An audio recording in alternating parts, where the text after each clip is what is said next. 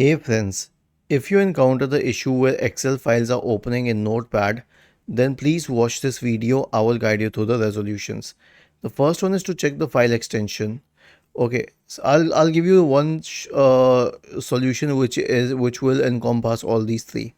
Right click on the start button, select settings from the menu, go to the apps tab on the list on the left hand side, select default apps in the right pane, and now scroll down to Excel and then click on it.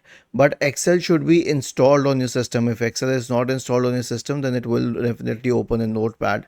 Now you'll notice that a few extensions are set to open with Notepad. Simply click on them and then what do we say? Select Excel in this. Browse apps on the Microsoft Store. No. Okay, maybe these cannot be opened with anything else other than Excel. But let's say that it was a CSV file. Then you have to make sure that the default app is set to Excel and then click on Set Default. Was this helpful?